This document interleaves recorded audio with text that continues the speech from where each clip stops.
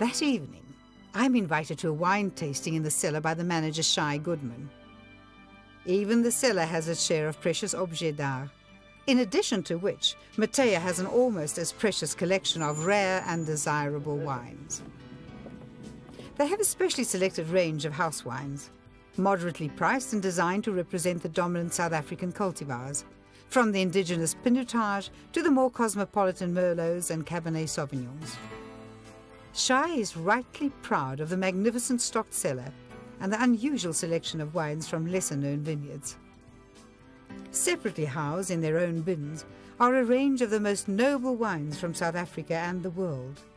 The great vintage wines, wines that can take a decade's cellaring before emerging austere, massive, muscular and delectable. The cellar itself is as elegant and stylish as the rest of Mateya. Quite frankly, I could have been in a chateau in the Medoc, not in the middle of the African wilderness.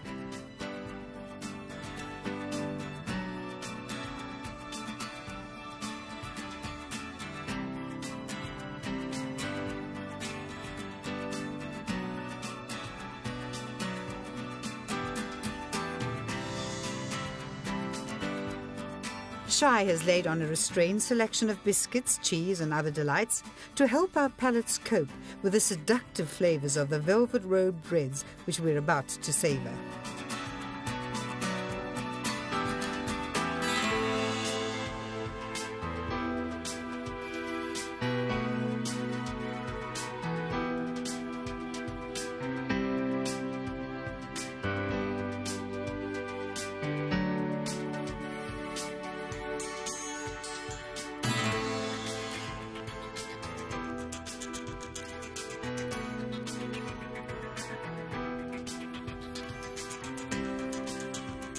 When I emerged from the wine tasting, slightly tipsy but definitely enchanted, the blue hour has descended on Mateya, and the flames have begun their own vigil.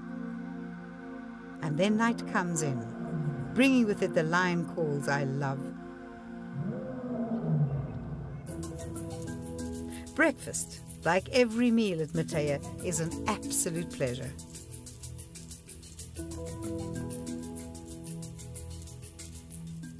What a spread! Fresh fruit, grenadillas, melons, kiwi fruit, all laid out in sumptuous profusion.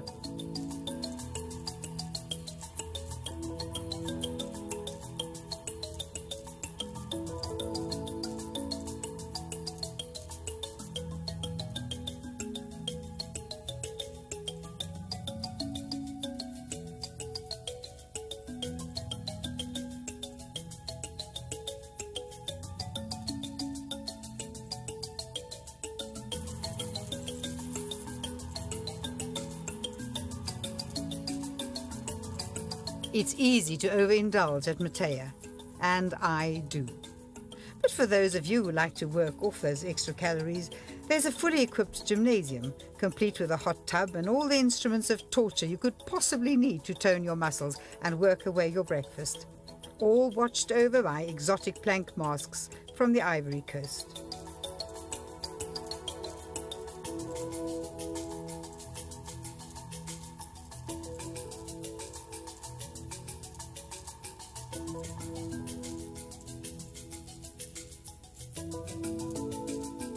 Inspired by this unexpected exposure to African art in a gym, I seek out other rare pieces on my way to the library and find this brass Benin plaque, probably created between the 15th and 17th centuries.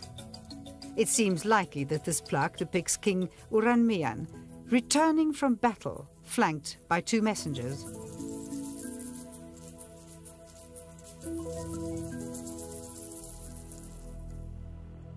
It's an intricately made and meticulously cast piece. But I need to write up my diaries, so I press on to the library. This stunningly decorated room is packed with rare volumes of Afrikaner, many dating back to the 19th century. It's also packed with yet more priceless artworks from all over Africa.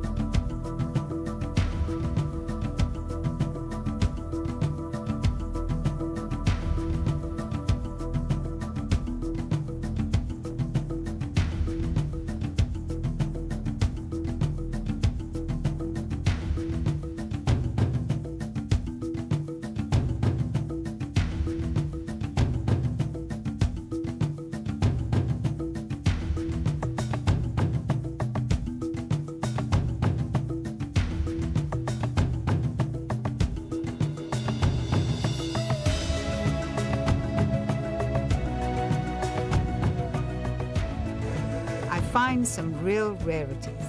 Like this volume, dating from 1901, a memoir of the Boer War by Charles James Weir, entitled A Diary of the Siege of Mafeking.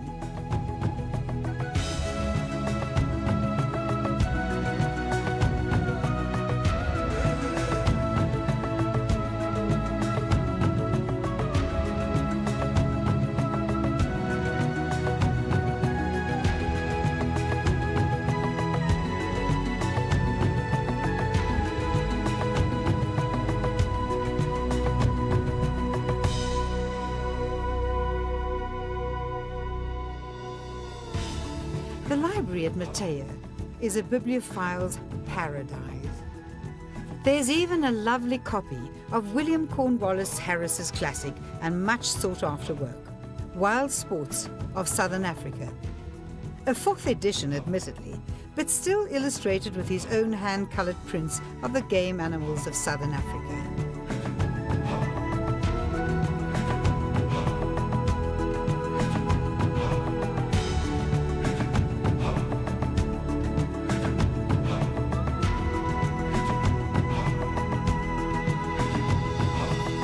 In this serene room, with its George III reproductions, I decide to write up my diary in peace before we go out on our game drive.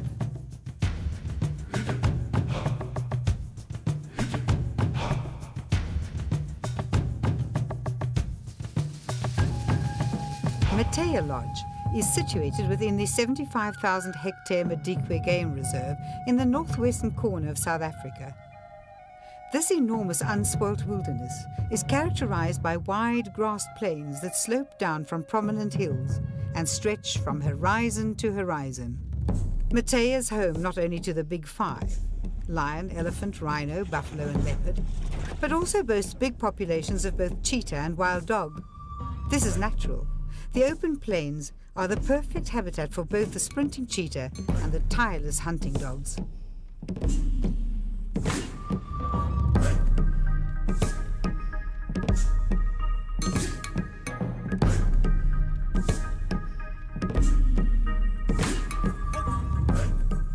For centuries, the African wild dog had an undeserved reputation as a heartless killer.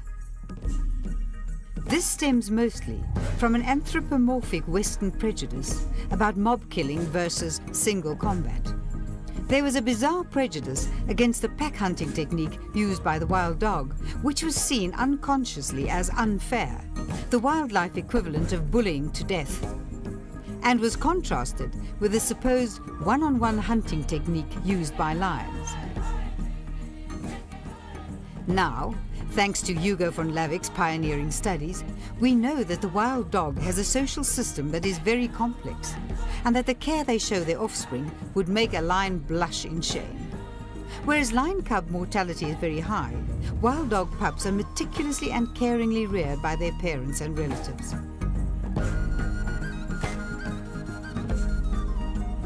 The other prejudice stemmed from the idea that wild dogs eat their prey while it's still living.